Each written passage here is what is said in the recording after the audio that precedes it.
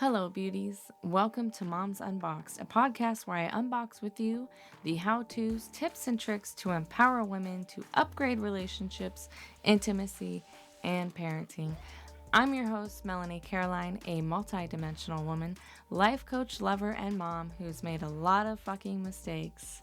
If you want to live a sensual and liberated life, you've come to the right space. Don't forget to follow Moms Unboxed because you don't want to miss an episode.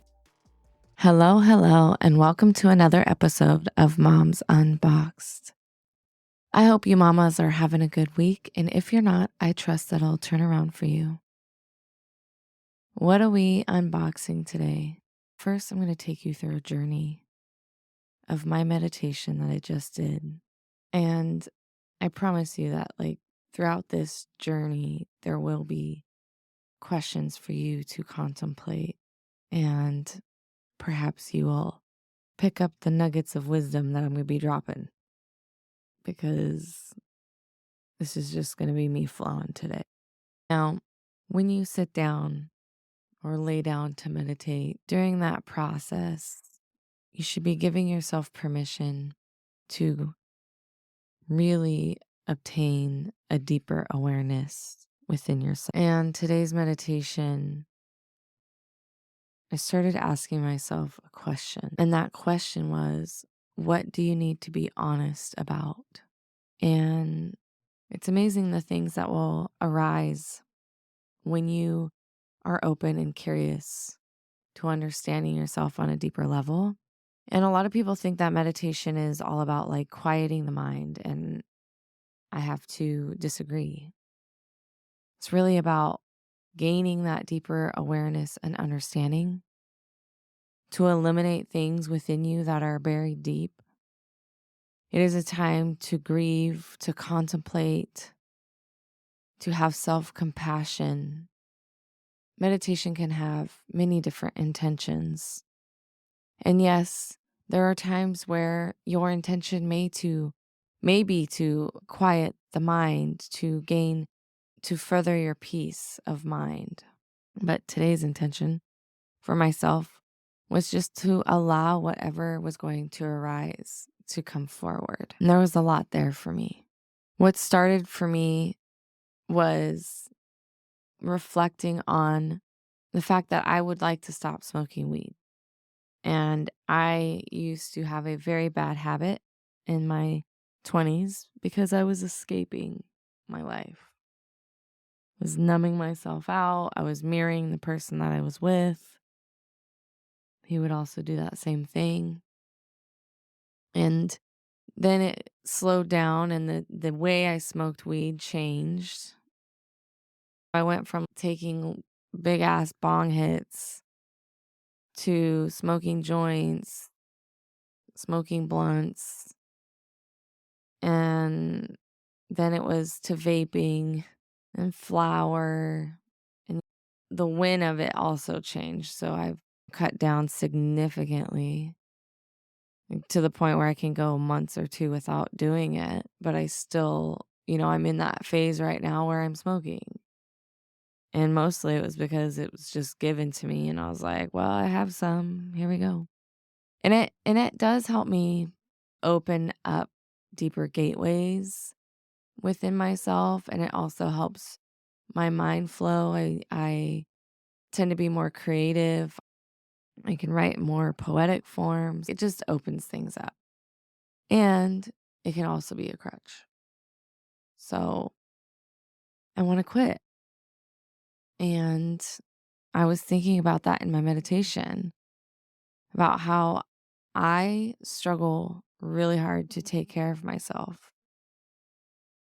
This has been a struggle of mine since I remember, when I started taking care of other people, which was about, from what I remember, 6 years old, 7 years old. And I stopped taking care of me. Especially as I got older, I became a teenager.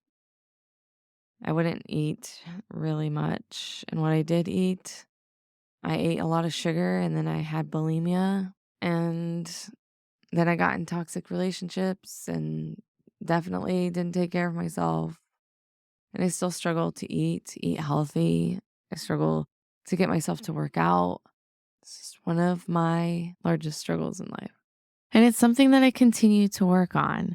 The more important thing is when you can address your problem or issue or something that you want to change or grow from, when you understand that that desire is there, that's when you can really start shifting and creating a plan and taking steps to improve on the thing that you want to get better at. And for me, it is taking care of my body, eating healthier.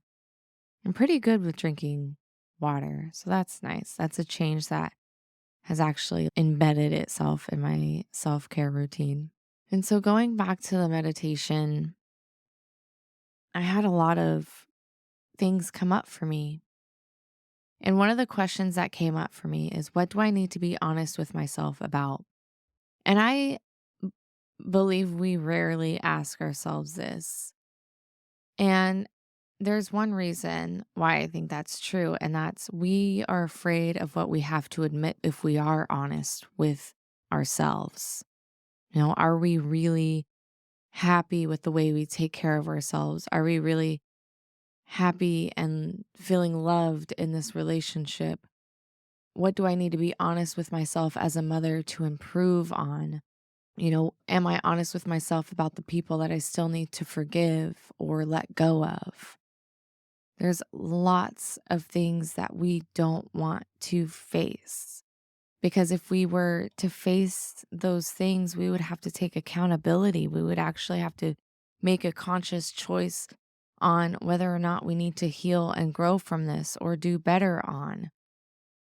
And then that would mean we'd actually have to take accountability and start taking actions to grow and heal and evolve as a person.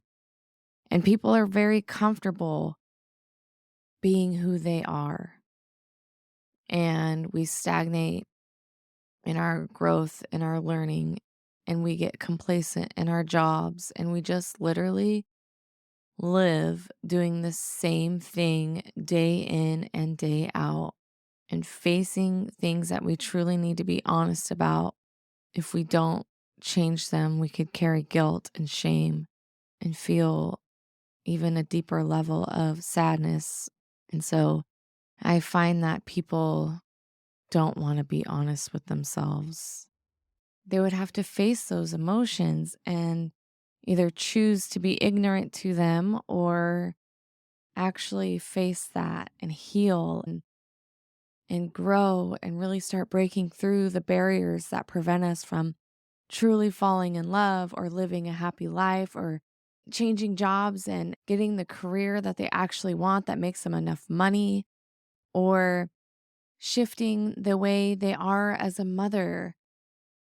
These things are so important when it comes to, are you truly being honest with yourself? When you have a chance and you are sitting down and you're in a relaxed state, ask yourself, what do you need to be honest about? Is it your relationship? Are you happy? Is it your career? Is that what you really truly want to be doing?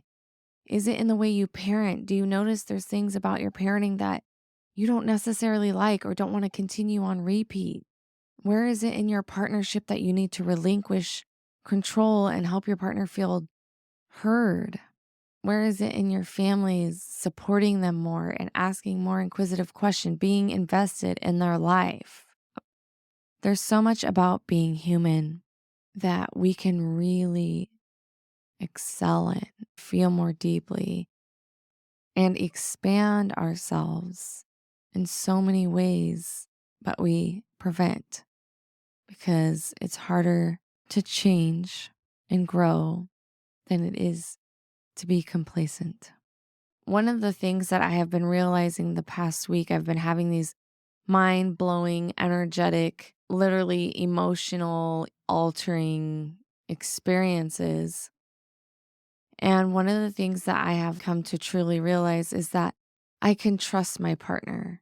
I don't want to live my partnership being in fear of whether or not he's going to break up with me or leave me for someone else. Like I had it all. I had marriage, the career, the house, the dogs, the cats, the beautiful backyard, the walk-in closet. Like I literally had such a beautiful space, but I was not fulfilled. I was missing something on an emotional, spiritual spectrum that I wasn't going to get being in that marriage. And I realized it's not the materialistic things that creates the trust and the security. It's your emotional connection. It's your ability to communicate.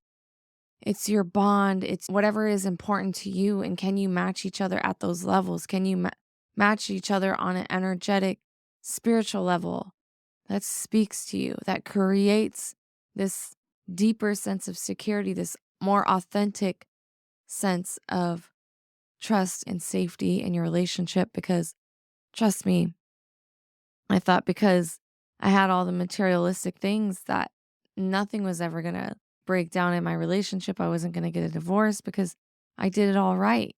Right. And it's not those things. So if you're a person out there that's trying to seek some sense of security and safety in your relationship, trying to create this false sense of trust by getting a house together, putting a car in your name, or getting an engagement ring, like those things are meaningful, yes, but it's not what's building an amazing foundation in your relationship. Those things aren't it. And so you have to come to a point in your life where you have to shed that fear. Honor the fear by feeling its sensations, by talking to the fear, by understanding it, by witnessing it. But there comes a point in time where you have to tell fear, I've got this. I want to go through this unknown journey with this person, hand in hand, walking together, being curious about life, being in love, having adventures, being solid in us. I don't want to spend any more time in fear because it doesn't matter how long this relationship goes, whether it be 10 weeks or 10 years. I don't want to do this relationship living in fear and doubting my partner and constantly questioning them, constantly finding evidence in my life that this relationship isn't going to work. That's not the part. That's not how we want to be in a relationship.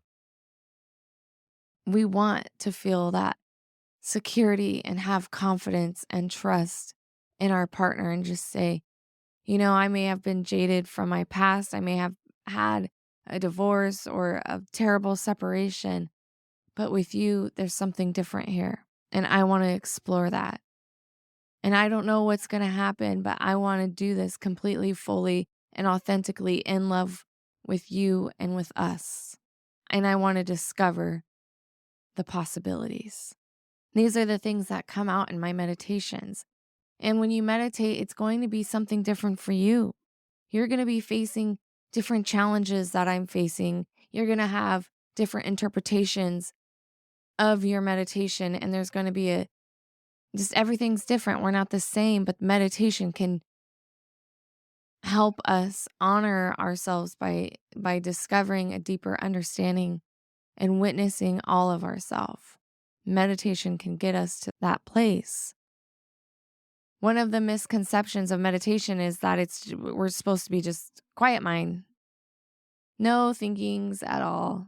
And that's so false. I meditate to allow my mind to do what it needs to do, to come up with thoughts, and for me to witness my emotions like fear, to understand myself more. It's not always about trying to gain a peace of mind. Sometimes we have to go through the emotional tides to obtain the peace. There is calm after the storm. And so another thing that arose in this meditation was a dream that I had last night. And this dream was my grandfather was sitting out on the porch with my family and we were getting ready to take a photo.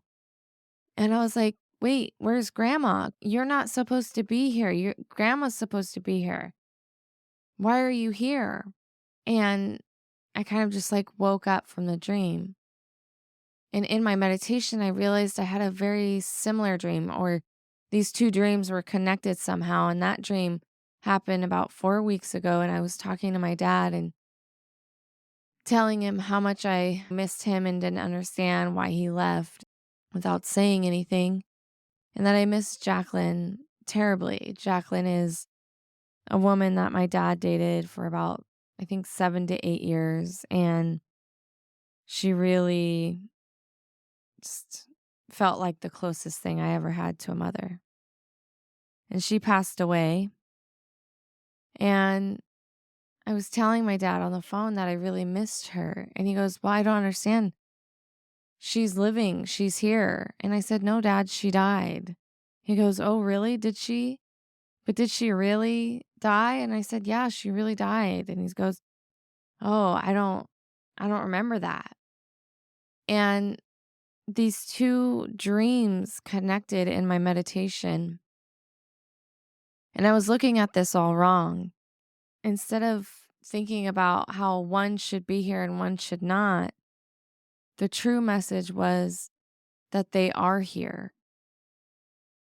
that they haven't died and just disappeared, but that their energy is still with me.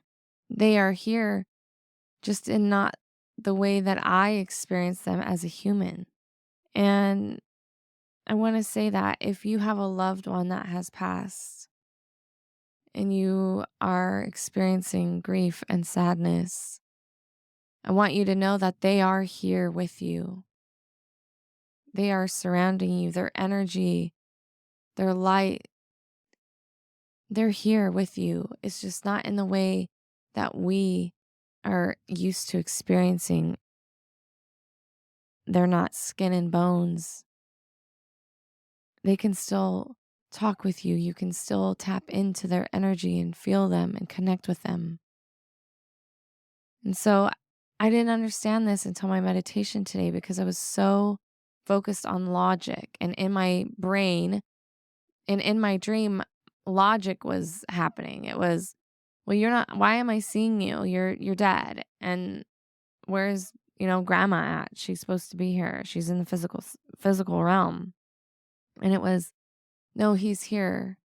And I just perhaps needed my brain to see him, my grandfather, in the physical sense in my dream so that I can be reminded that he is here. And during my meditation, I just bawled my eyes out. I can't remember the last time I cried about my grandpa other than, close to his death date.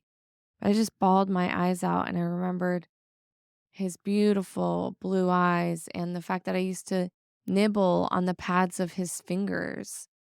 And he would be one of the only persons that would talk to me about my spiritual gifts.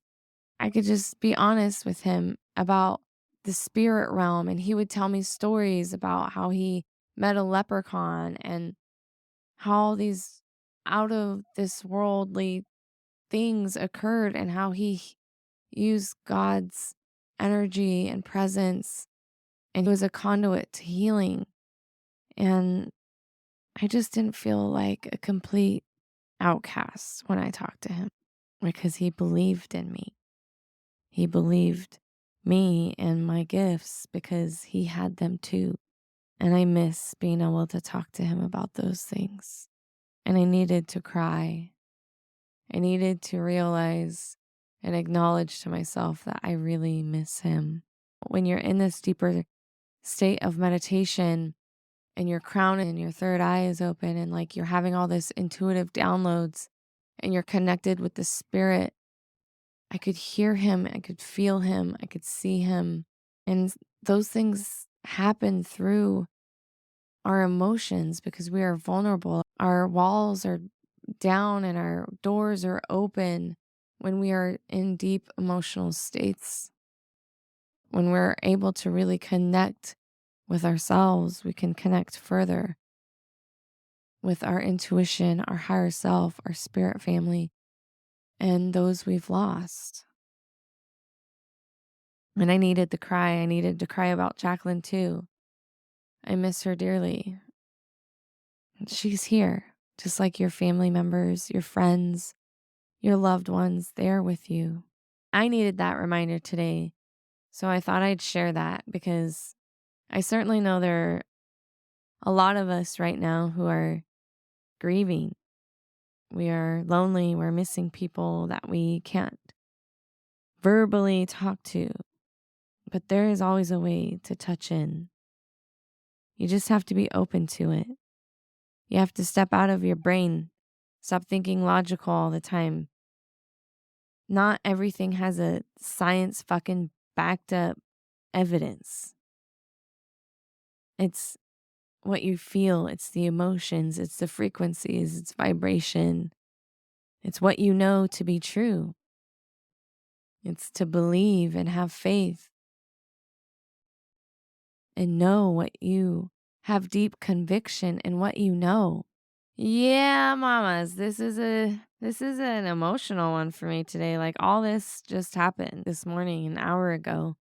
Like I cried so much my eyes were glued shut. Like I would just haven't had that type of cry in a while. And the other thing that came up for me in the meditation was how are you trying to control? And I was thinking about this because Donnie is snowboarding right now. He's having an amazing time. And we have a value of relationship autonomy. So, like, yes, please go boarding and I can do my healing and my spiritual woo woo things and I can podcast and just have some alone time. And so I was thinking, like, I have really worked on not controlling or not being in fear because we don't do everything together. Because I spent a lot of my marriage with my husband or in a toxic relationship. Or, I had a couple of girlfriends here and there too. But I was with someone all the time. I didn't spend a lot of time alone. And in this relationship, I've made it a fucking like absolutely necessary thing that I spend time alone, that I get to know myself, that I build a relationship with myself, that I can be in this relationship and have a relationship with myself and that be okay. So, where am I controlling myself? I'm controlling the way I show up in my reels or even sometimes on this podcast. Like, I'm not as vulnerable as I could be sometimes, or like digging really deep down into my heart. Like, those things I haven't quite done yet. And I'm controlling like how I show my emotions and even owning a business, I can feel so boxed in because you have to market a specific way, you have to write a specific way, talk a certain way, advertise so that people can pay attention to you. And I'm like, dude, my podcast is called Moms Unboxed, not Moms Boxed In. And that's sometimes how I feel even as a mom. Like we have to be this certain thing and dress a certain way. We can't act like I want to fucking get up on a table and just dance. Like, you know what I'm saying? Like, I just want to be me. I want to be free. And that's one of the things that I admire about my mom is my mom, she just was her fucking crazy wild self. And she would dance on the tables and I would dance with her too. Like that was her outlet. And I see that in myself where I'm like, I miss having my dance parties with my kids. I'm bringing it back. I want to dance. I want to play. I want to laugh. I want to say as many fucks as I want because I like to curse and fuck is my favorite curse word. I don't want to be censored. I just have this need to relinquish control of my insides and who I am as a person. And there's still parts of me I'm discovering because I was such a big people pleaser. I wore these masks and I mirrored people and I was everything that someone needed me to be.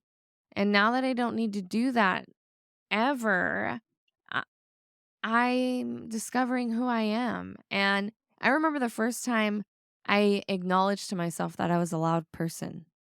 I was hanging out in the garage with some friends and I laughed really loud and I talked really loud and I was like, holy shit, that was really loud. I'm used to being a mouse.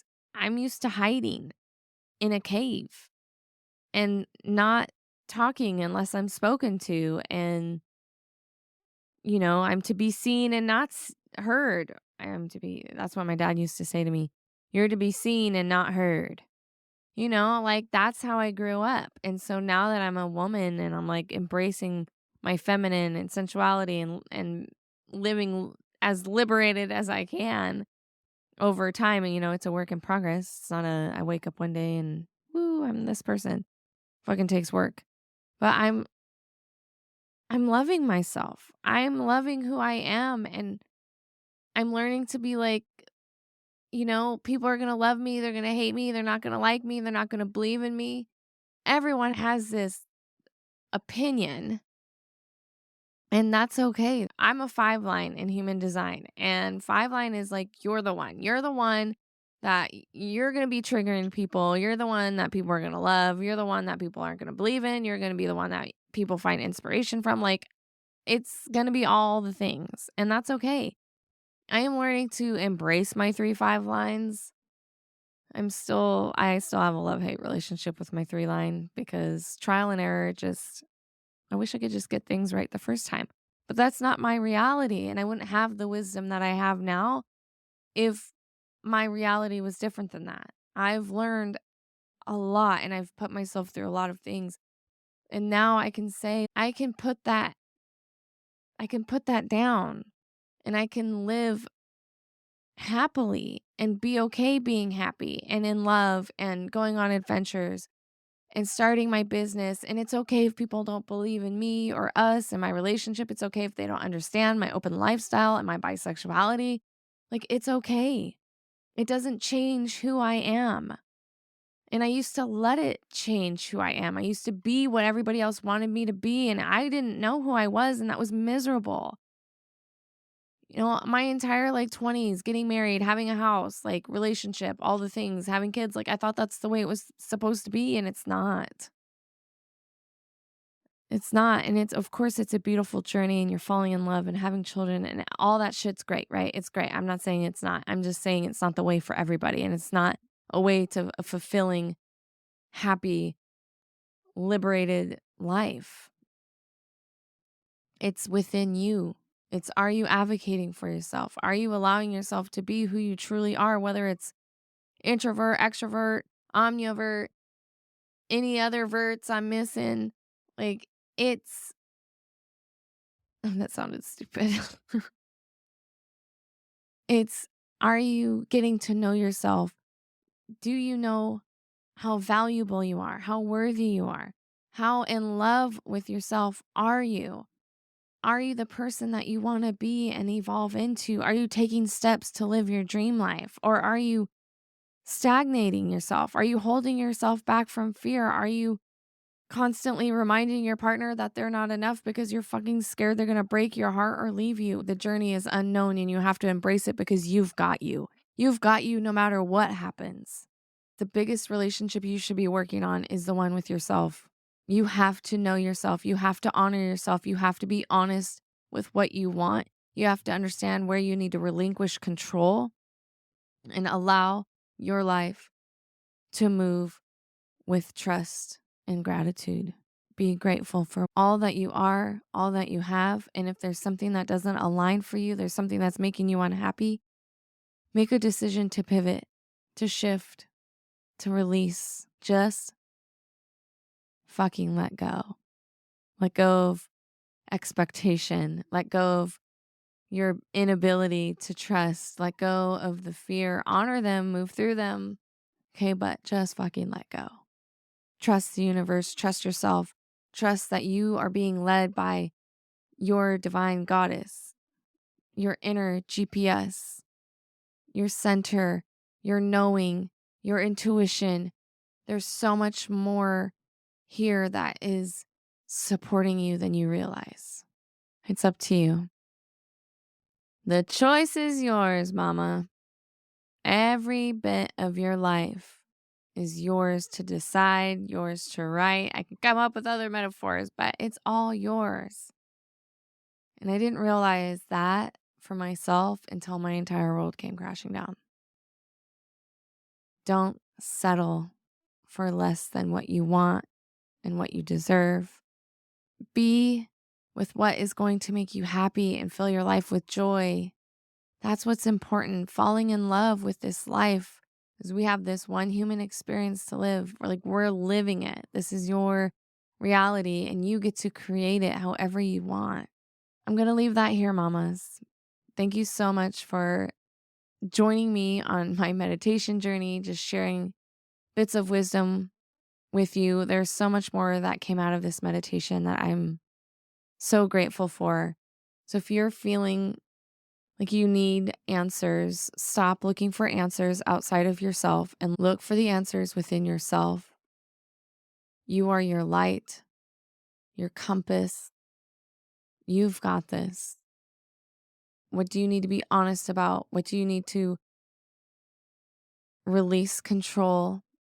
Where do you need to take action so that you are living a life that you are absolutely fucking in love with? All right, mamas, that's it for now. I hope you enjoyed this week's unboxing. And don't forget to live a liberated, sensual, and unboxed life. Until the next time, sunshine. Thank you again for joining me for another episode of Moms Unboxed. If you have a topic or relationship question, connect with me at I am Melanie Caroline. And don't forget to follow Moms Unboxed. May you live a liberated, sensual, and unboxed life. I'll be chatting with you next Wednesday for another episode. Until the next time, sunshine.